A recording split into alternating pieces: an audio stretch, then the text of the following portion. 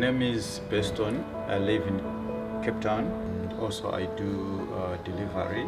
Interbet helped me to realize my dreams. Now I have my own delivery vehicle and I'm able to do the removal in and around Cape Town.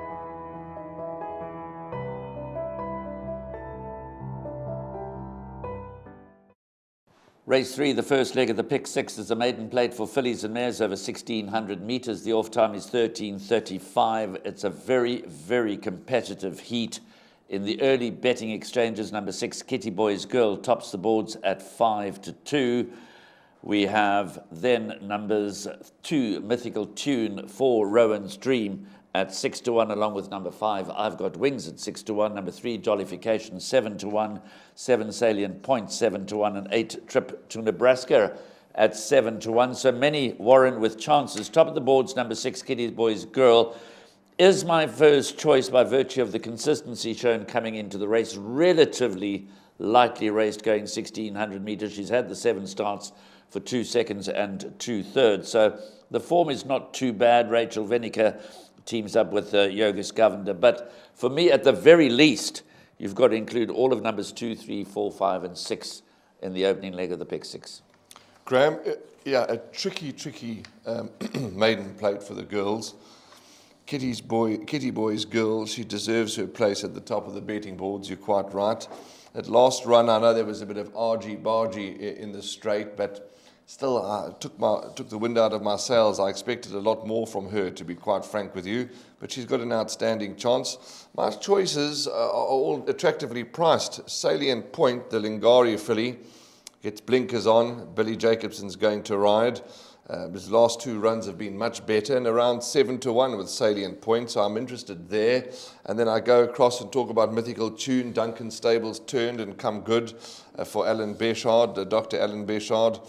She's going to win, but very limited. She's going to win one of these days, and it could be on Wednesday.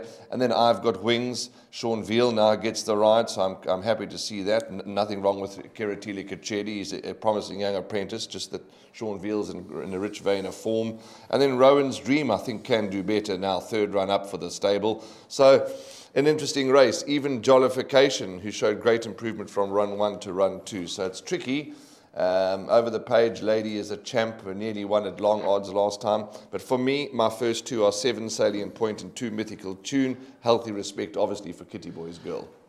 I'm not totally in the favour, in the camp of number 7, Salient Point, but for one reason only, the step back in trip. She showed the improvement over 2,000 metres in her last 2 starts, 1950 and 2,000 metres. Now steps back to 1,600 metres.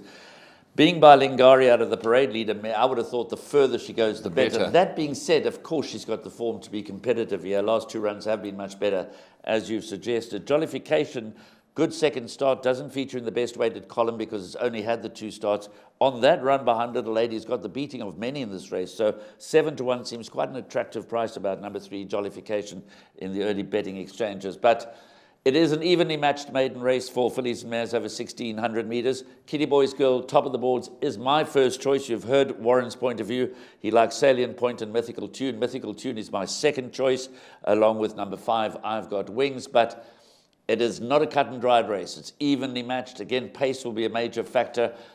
1,600 metres, they should go a little quicker than they might do in the previous over 2,000 metres. But it's going to be a closely fought affair.